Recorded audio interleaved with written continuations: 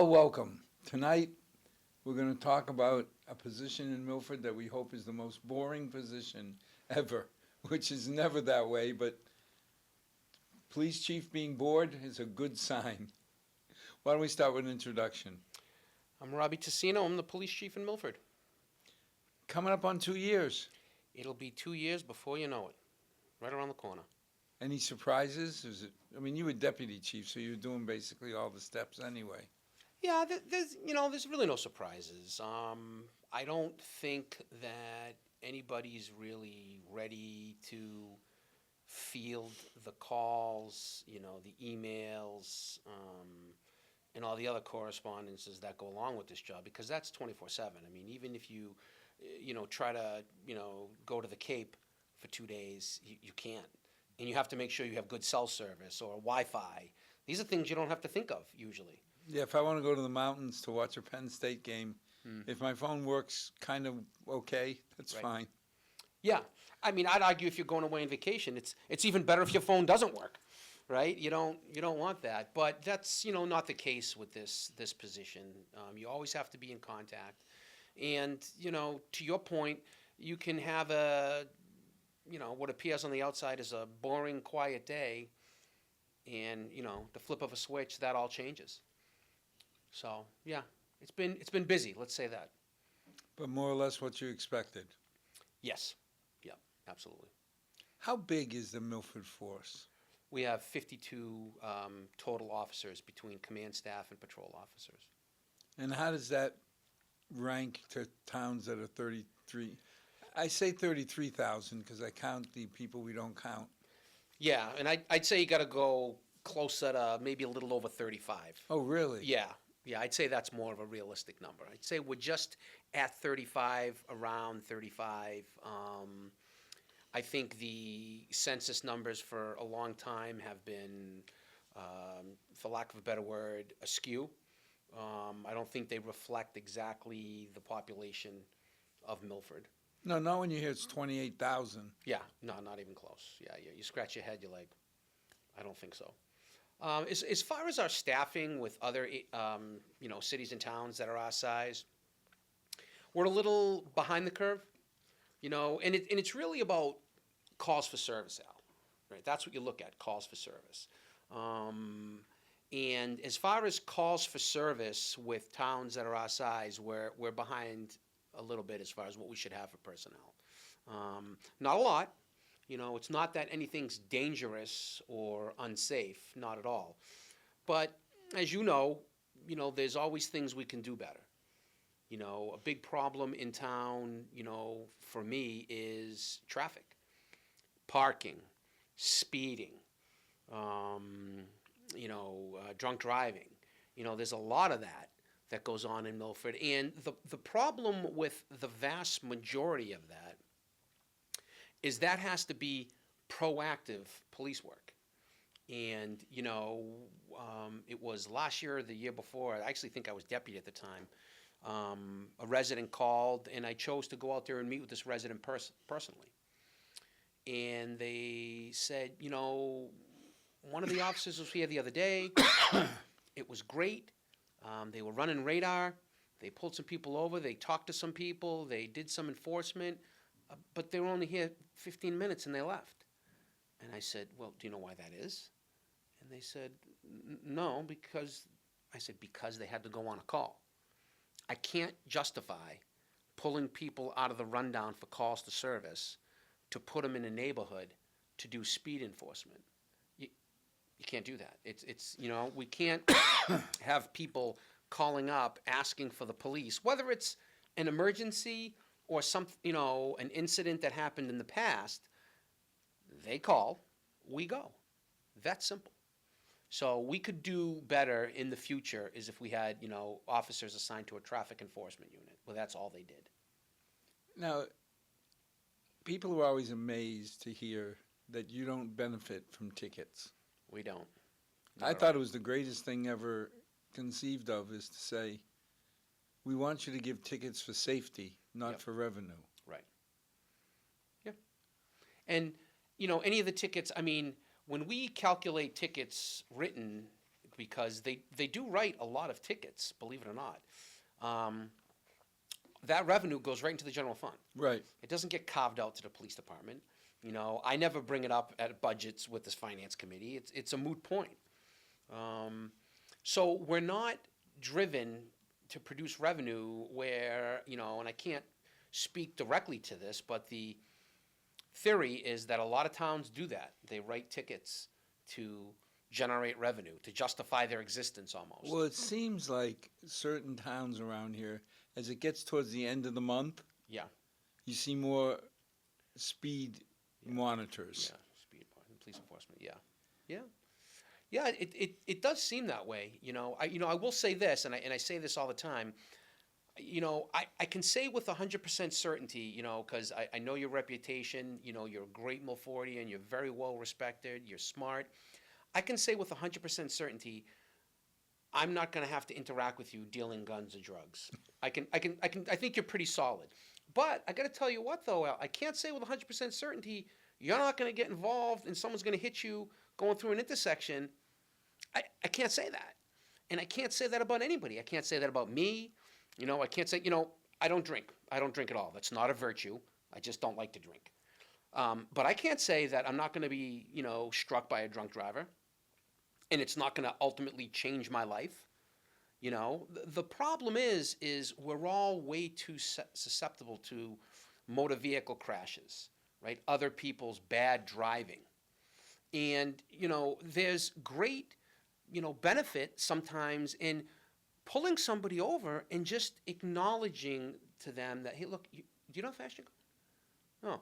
Oh, you're going 45 miles an hour. It's a 25-mile-an-hour zone. Oh, my God. You know, I'm going to do a better job. And I'm, okay, all right, have a good day.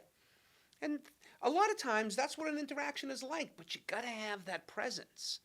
You know, I always laugh when we go to a neighborhood that's complaining of speed, and the people we pull over, the people who live in the I neighborhood. was going to say, it's neighborhood people. Yeah. I just live up the street. You're in a hurry to get up the street because you're going, you know, 15 miles an hour over the speed limit. So, because, you know, it's really, really important that people try to follow the rules of the road for each other, not just for themselves. But it's a jungle out there driving. It really is. Well, I remember I was coming home from hockey. It was 12:30 at night, and it dawned on me that I was speeding.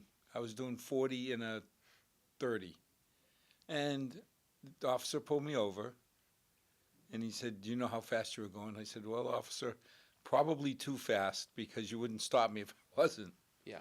And he said, "License and registration." And then it dawned on me, I'm more of a threat to him than he is to me.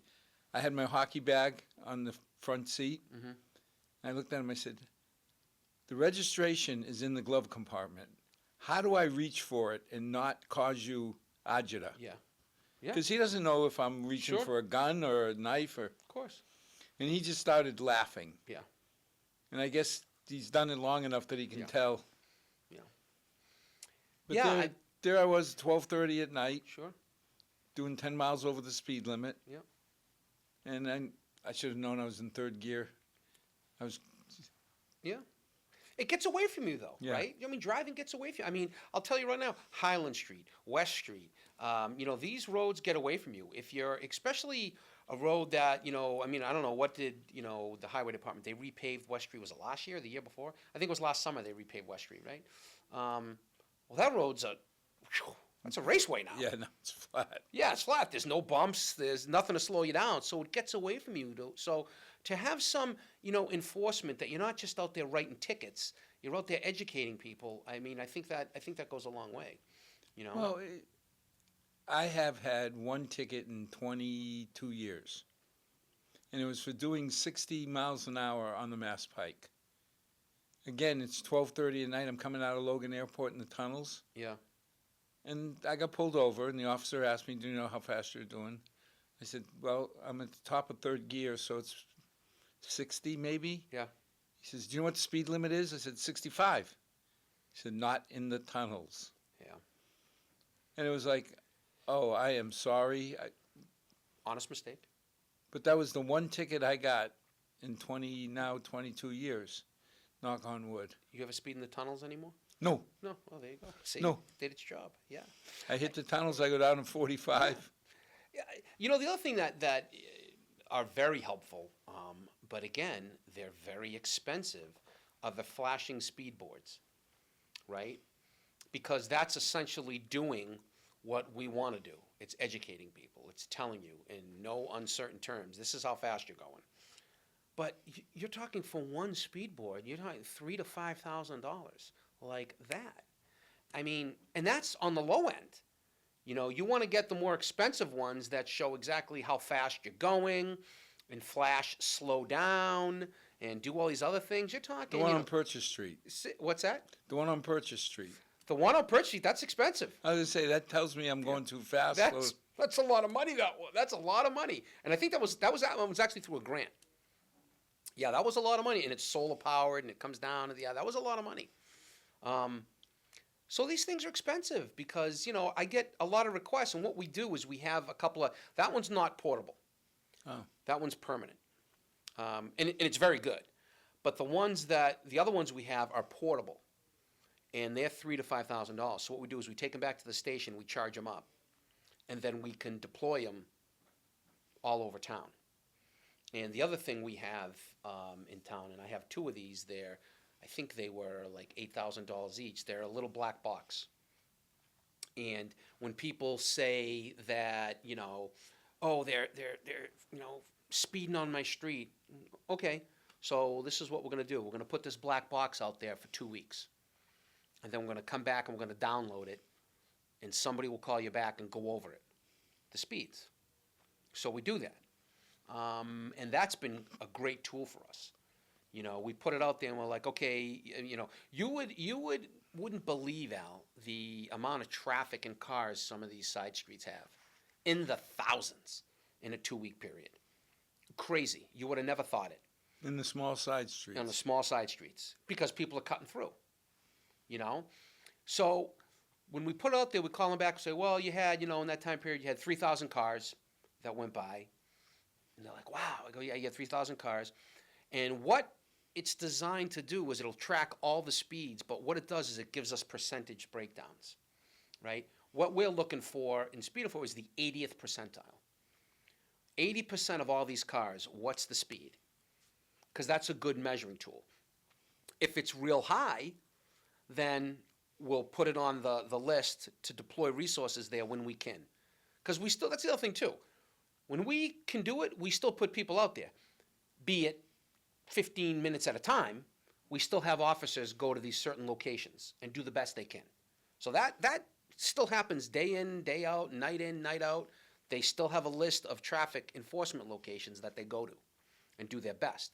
So let's say, you know, the 80th percentile is, the speed limit's 30, the 80th percentile is like 38 miles an hour, 40 miles an hour.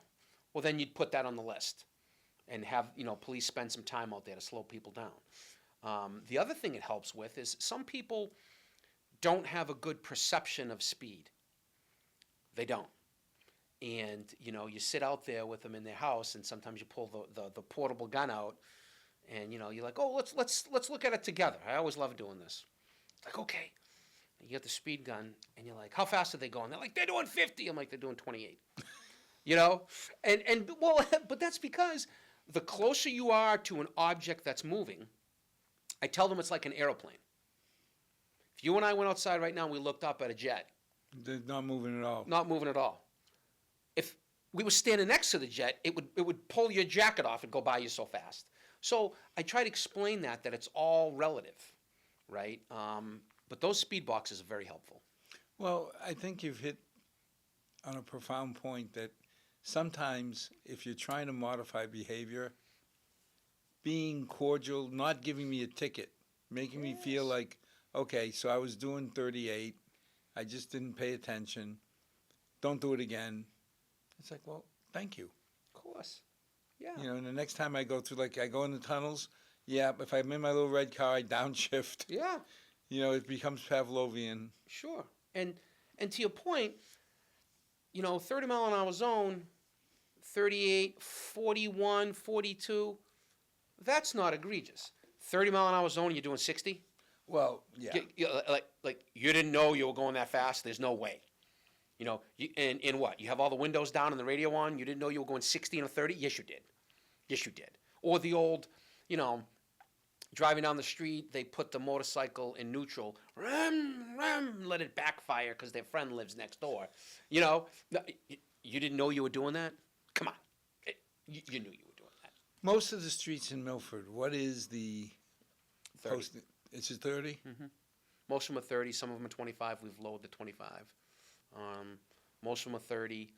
But again, you know, here's the thing, as you know, you have to be in control of your vehicle at all times, right?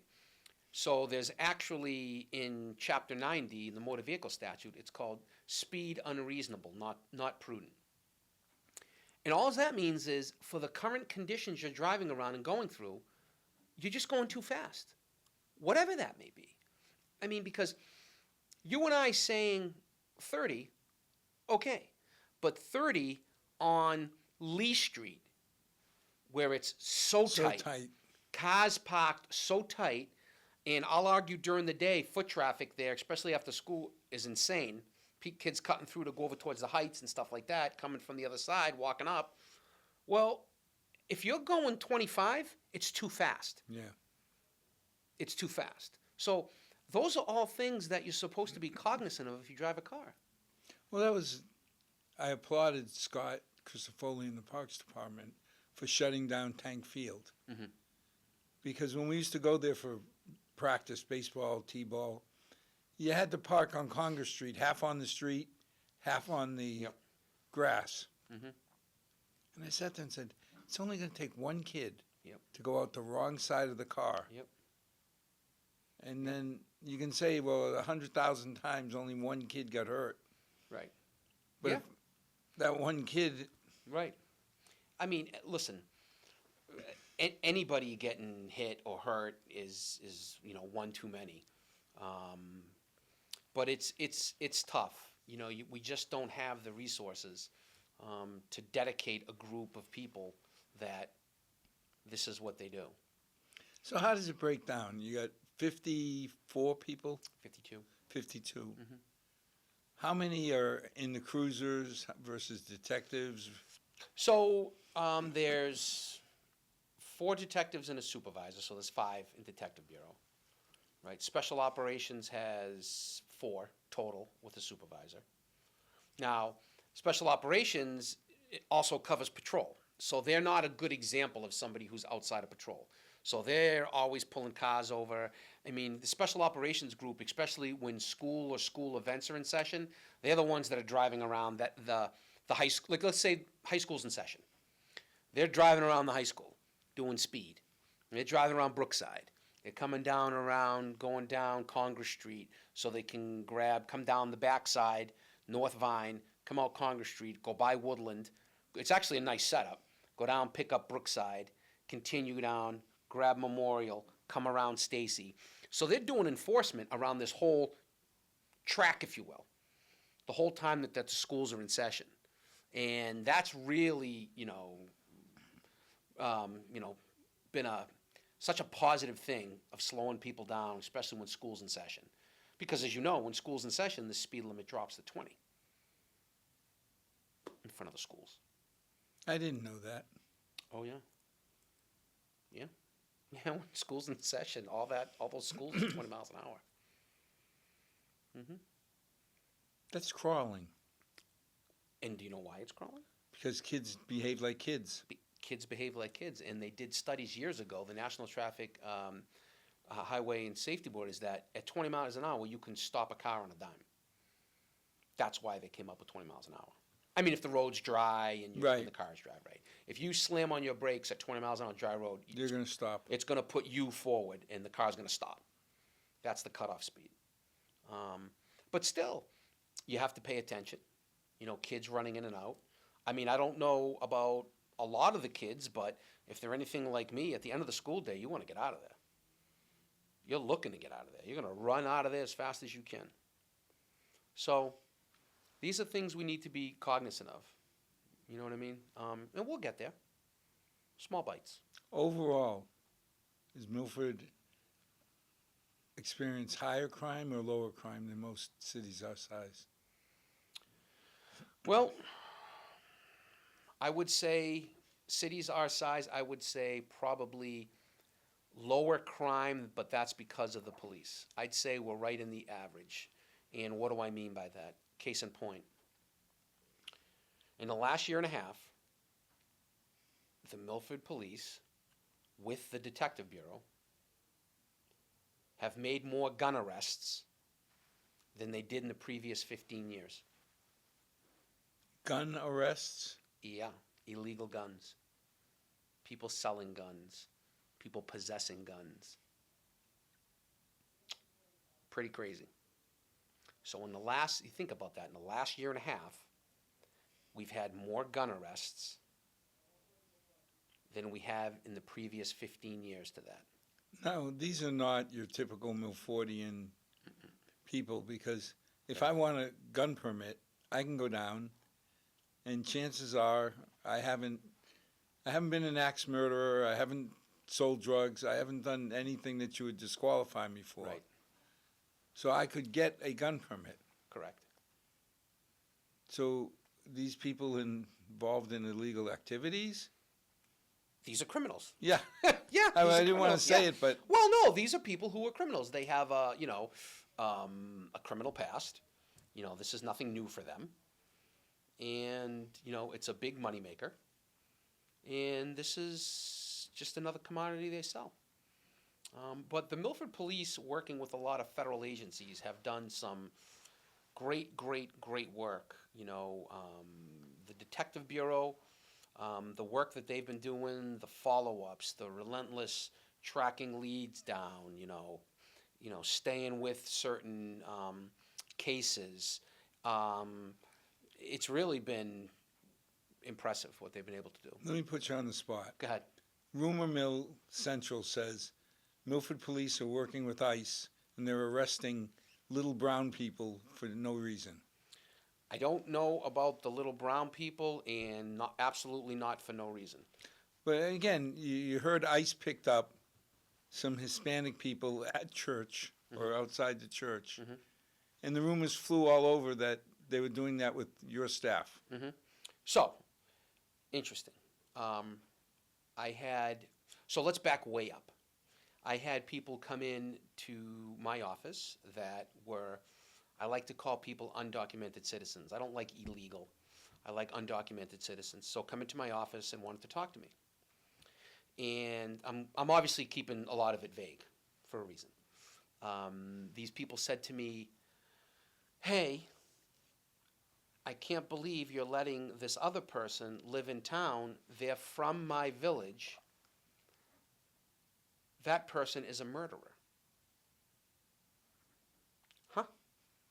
That person is a murderer. They were awaiting trial. What are they doing in Milford?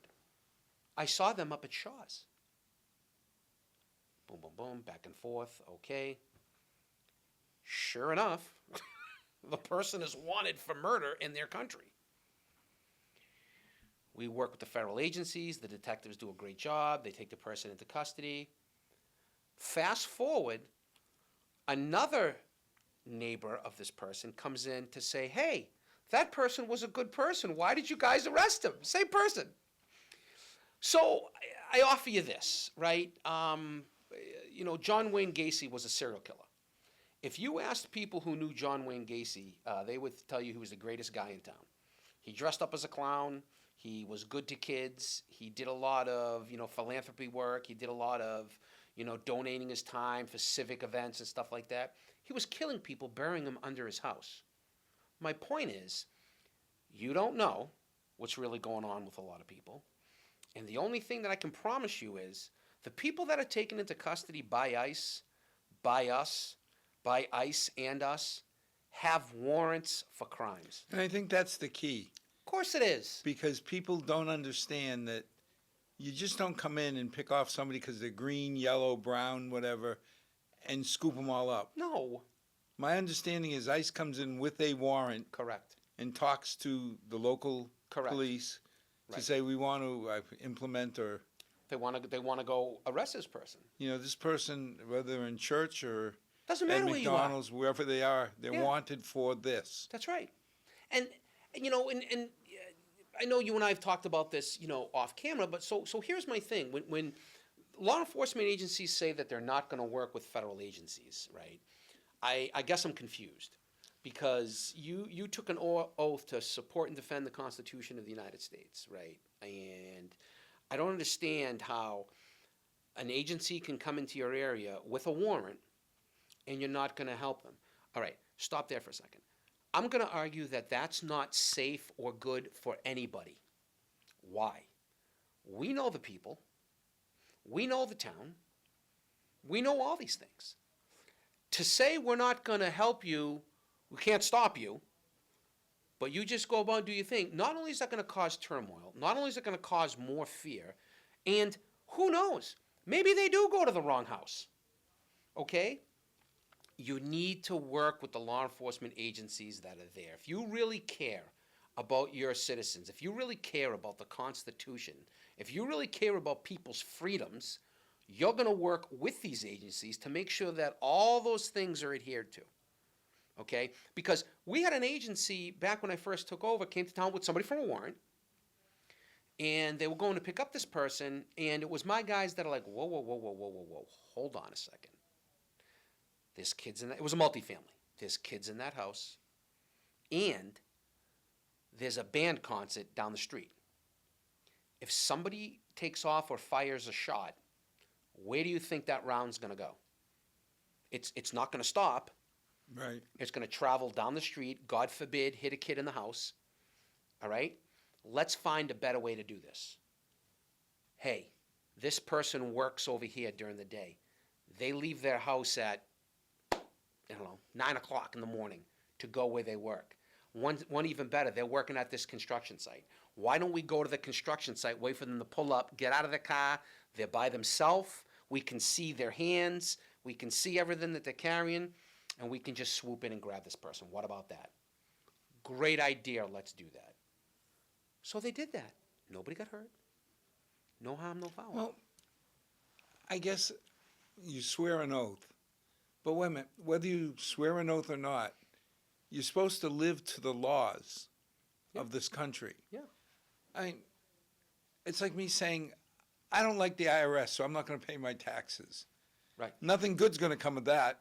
Let me know if you get away with that. But, you know, you start hearing these mayors saying, I'm going to tell my police officers not to help ICE.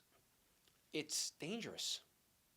It's dangerous. I don't get it. And to go one step further, with ICE and, because a lot of times when ICE is here and doing stuff, obviously, the detective lieutenant comes in, detectives come in, but I'll come in because I want to be there.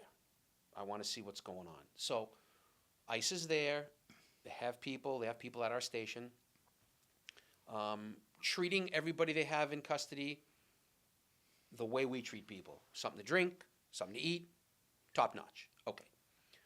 Well, as this is going on, my patrol officers arrest somebody else, has nothing to do with what they're doing. This person is an undocumented citizen, arrested for a different crime. I don't know what it was, Alec, but it was a different crime. Had nothing to do with what ICE was doing. So the ICE guys were there, and I'm like, well, this is going to be interesting. What's ICE going to say when we're processing this guy? Which they don't have a warrant for. Which they don't have a warrant for a misdemeanor. Now, legally, is there anything preventing them from taking him? No, nothing. Okay. The ICE agent in charge, right off the bat, he's like, yeah, we want nothing to do with him. Nothing. And, and you wish like that got out in the media. Like they want nothing to do with him. Why? Because they don't have a warrant for him. They're not looking for him. And that person is, to my knowledge, went to court, paid a fine, and then went back home. And if I ever read you the laundry list of the things that these people have warrants for, I don't know why you would make the argument that I shouldn't be going around and picking these people up. It's no different, Al. If you had a warrant for violent crime, I'd be at your house. Right. I mean, I think that's what people don't understand is these animals, predators, pick on their own people. Of course. You know, if you look at crime in the Portuguese community, chances are it's done by Portuguese. A lot You of know, times, sure. The same way the Italians and Absolutely. the Irish, because they live there, they know there. Right. So most of the neighborhood people want these criminals out. I know. It's crazy. Like I said, the complaint that I got was a person who came from this other person's village. It was amazing. And they were right. That person was wanted for murder. So you just want to, Paul Harvey, well, I used to love listening to Paul Harvey, separate the froth from the fact. That's not what's going on. They're not driving down the street and picking people up and, it's a good narrative, right? Oh, he was a great guy. Oh, he didn't do nothing wrong. But you don't know. Al Capone was a family man. Yeah, right. If you talk to the people Sure. that lived right around him, Yeah, there was no crime around his house. right, He took care of the schools. right. But his behavior in his day job was a little different. Right. John Gotti, he all the money for the YMCA in his area where he lived was donated by John Gotti, right? He would have all these block parties in New York. When I was a New York City cop, that's all they would talk about was John Gotti did this, and John Gotti did that, and John Gotti did this. Well, he was a criminal mastermind. The Teflon Don. The Teflon Don. Yep, that's right. Absolutely, the Teflon Don. So I don't understand how you can't work with a federal agency, but more important than that, Al, from the human side of it. Most people who know me well. I'm known as the liberal cop, right? I'm a left guy. I just think you're not doing your community a service by not working with these agencies. Because first and foremost, Al, if these warrants weren't verified and the people they weren't taking into custody wasn't legal and lawful, do you think I'd let them do it? Well, there's the thing, your integrity. Of course not.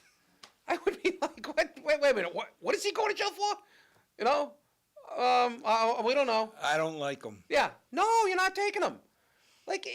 There would be a lot of that. So there's just none of that. And I think that the problem is you don't open up a conversation and dialogue, right? Bill Maher, I was watching a clip from him. I'm a fan of his. Went to meet Donald Trump, had dinner with him recently. And all he was saying, and I loved his message. Now I'm guilty. I've been a fan for a while. But I loved his message. He's like, I'm just going to talk and have a dialogue with the man. We lose when we stop talking, when we stop communicating.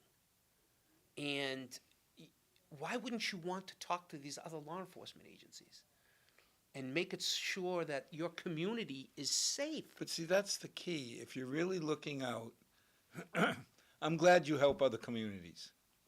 Attaboy. I care about what you do for Milford. Of course. We're paying you to make Yeah. sure that Milford is as safe as can be. That's right.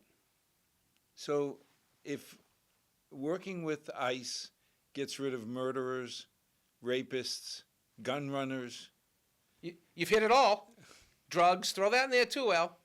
and it's funny because you grow up in this town and you have a jaundiced view. You don't think, well, there's no gun runners in Milford. There wasn't. There is. Yeah. When you hear about you found one and you got rid of them, it's like, oh my God. Yeah. Who knows what they'll do? Yeah.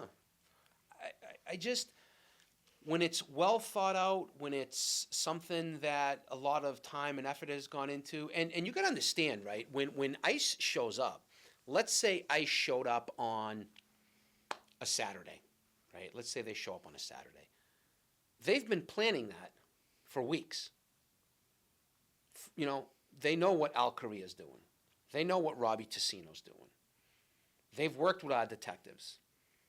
They know everything about us. Well, it gets back to if I'm going to go after somebody who we know is dangerous, I'm not going to want to do it at church dinner when he or she are in the middle of 30 people. Right. Of course not. Why would you?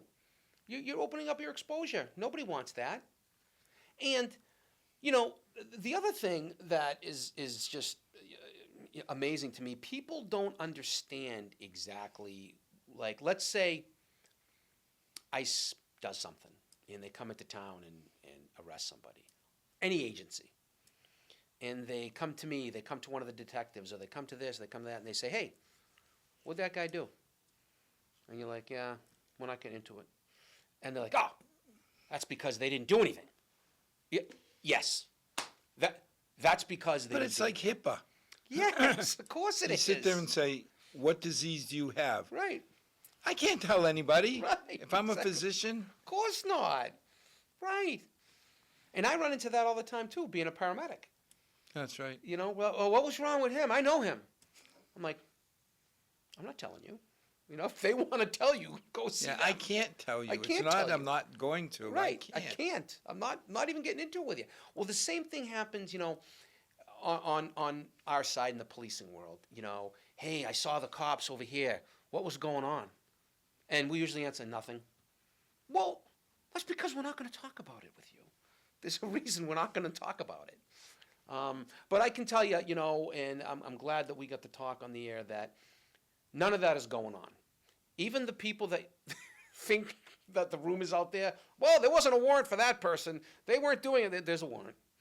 There's a warrant, and they're Well, wanted if for they something. picked up somebody without a warrant, isn't it like the dog who caught the pickup? What do you do with it now? Right. I mean, You know, and there's also, and not to get too deep into it, how do you think we get information on other criminals? From criminals that want to talk to the police or cooperate. So maybe there's a little of that going on. But it's not that the police, you know, ICE or everybody else is walking down the street and, oh, wait a minute, you look like you're from Italy, you know, you look like you're from Portugal, you look like you're from Brazil, get over here.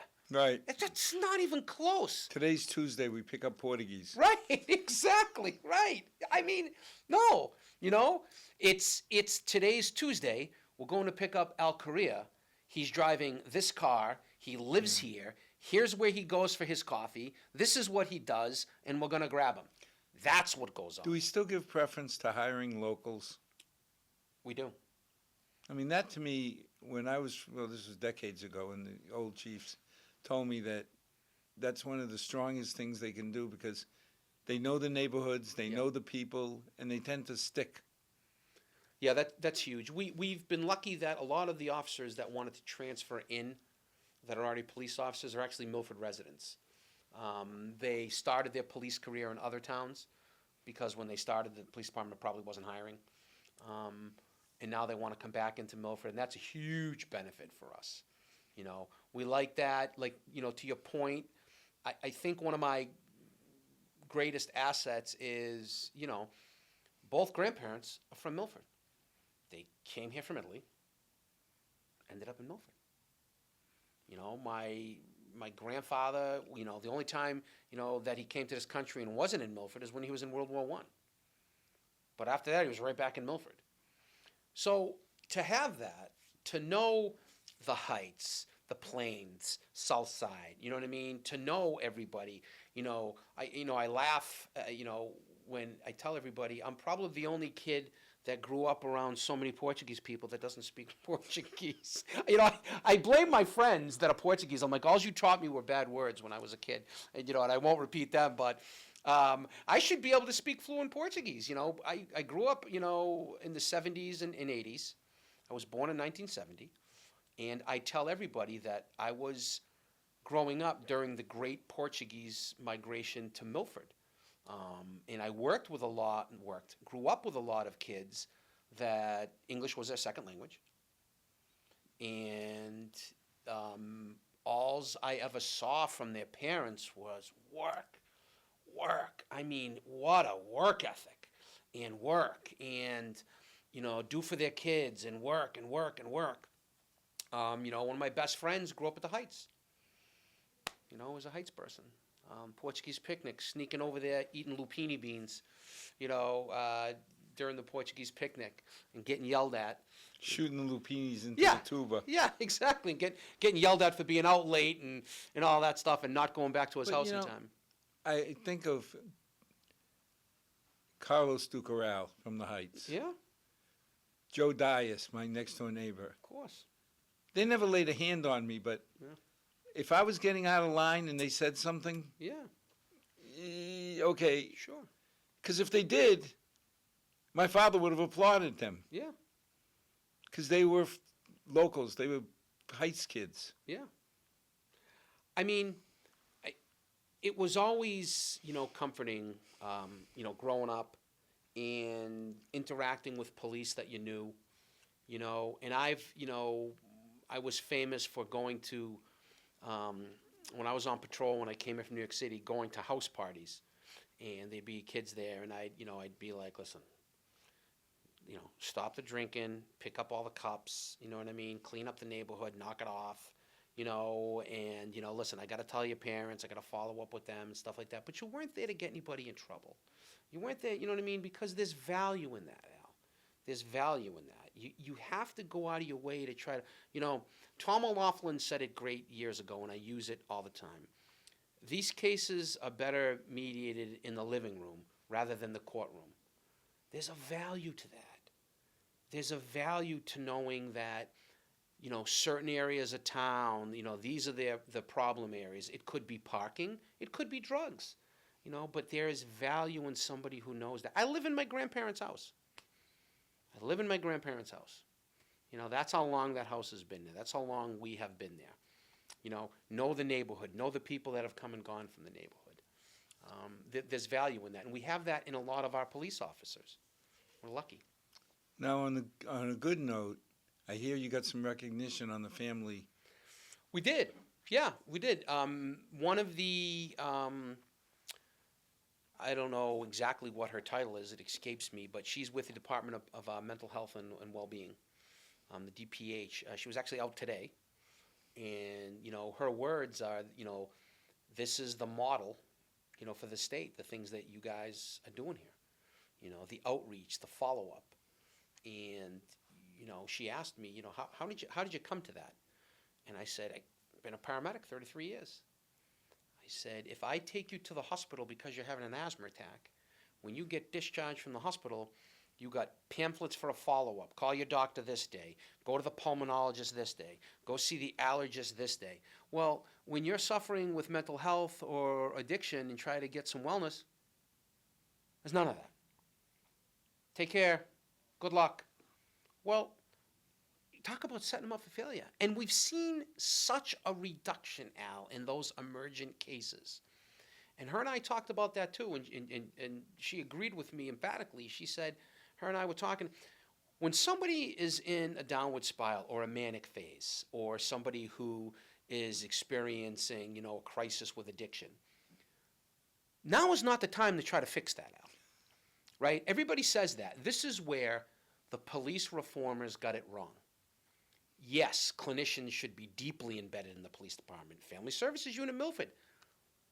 But I don't want you in a patrol car with lights and siren going to every mental health or addiction call when somebody is manic or in the grips of addiction, and you're not going to be able to even talk to them because they're not even there.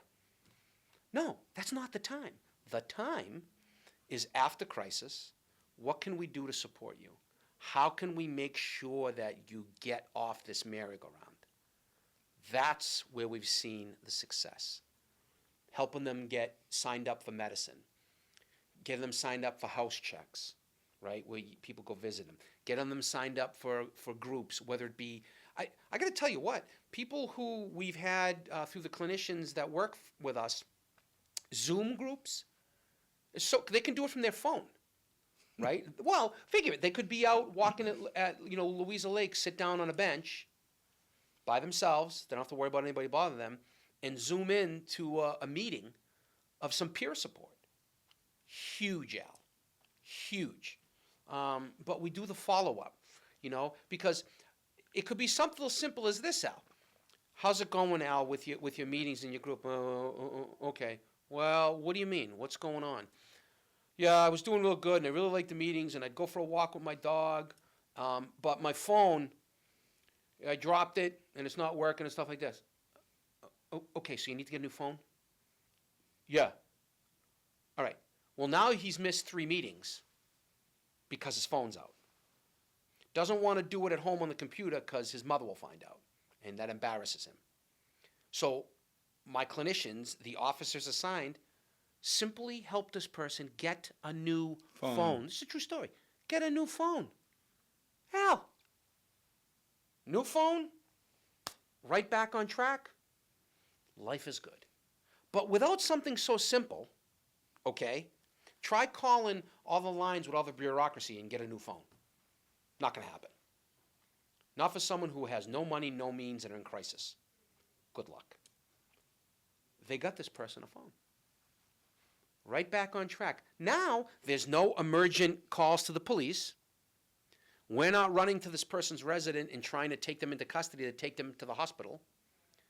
What's the expense saving in that? Between police, fire, EMS, before we even get to the hospital, Al. You can't put a dollar number on it. Well, I remember when your funding got cut, which seemed curious to me that you were getting all these awards for this program. Yeah. And then all of a sudden they said, yeah, but you have no money. Yep. Town meetings turned around and made up for it, didn't they? They did, absolutely. And we had that conversation with her today. And we said, this town is so supportive, understands what we're doing, and knows the value of these, of the worth of this unit. And she was like, that is amazing. Yeah, because to cut your funding mid-year, what did they expect to happen? I was, it takes a lot to shock me considering the business that I've been in, paramedic and a cop for so long. I couldn't believe it. I was like, what do you mean? You started off the conversation by saying how great we were. That you're going to be the model for Yeah, other programs. I was like, well, next time, just start off with we're cutting the funding and we'll end the phone call. I mean, there's no need to keep talking about it. Like, yeah. Why do cops stay in Milford? Why do they stay in Milford? Well, I think it's first and foremost, it's because of the police department itself, right? It's the culture of, policing within the department. I always say to everybody within the department, be good to each other. This job is hard enough. Be good to each other. Be kind to each other. Help each other. Don't do something or not do something that's going to impact somebody else you work with. Don't. Think about what you're doing and how it's impacting everybody. And I think they know they're in a town that wants to work with the police and supports their police. That's huge. I'd say that is cornerstone into everything, is they know the value that their worth to the town. Are we doing enough to support our police as a town? I think so. I think we are. I mean, I know I could never be a police officer. Because if I walked into a situation where somebody was abusing a child, I don't know that I could control myself.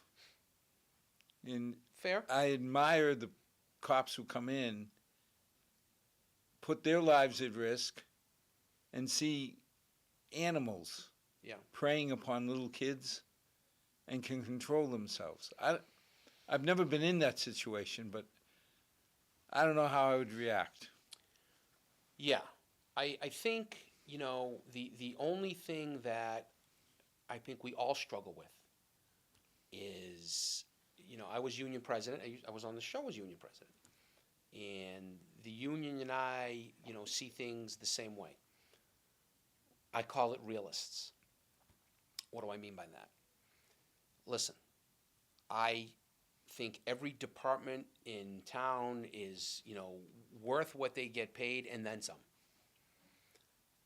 But what makes me nuts, and this is no secret, is when, we're going to offer the police this because we offered the other people in town this. It is, you're comparing dollars to, mangoes. It's not even in the same world, because in what other profession can somebody throw human excrement at you, scream at you, swear at you, threaten your family, tell you, hey, you live at this address, I'm going to come get your wife, your mother, or your kids, there's no other profession. Well, I risk getting paper cuts at the office.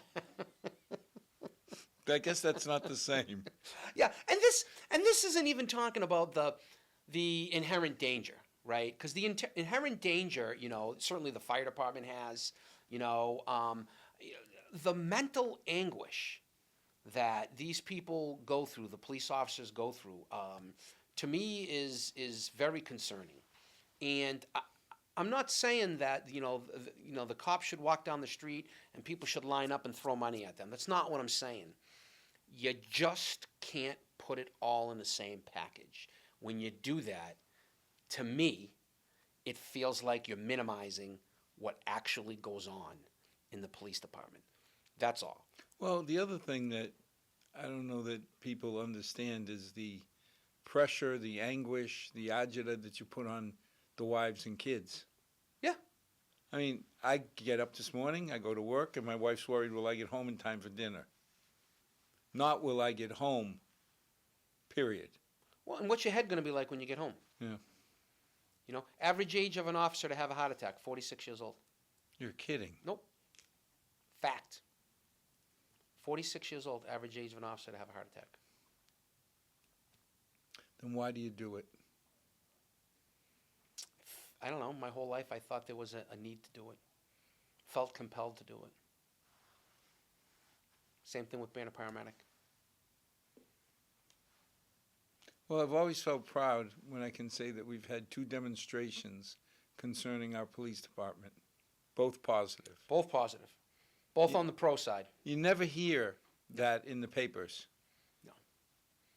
No. And believe me, the police union, myself, the rest of the administration, we know that, and we're grateful for that.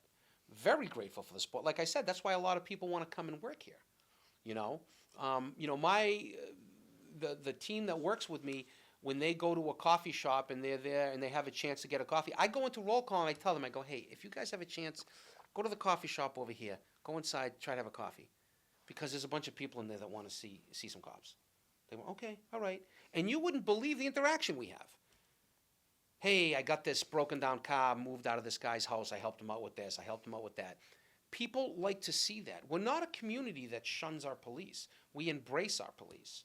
And believe me, we appreciate it, we recognize it, and we don't take it for granted. We never take it for granted.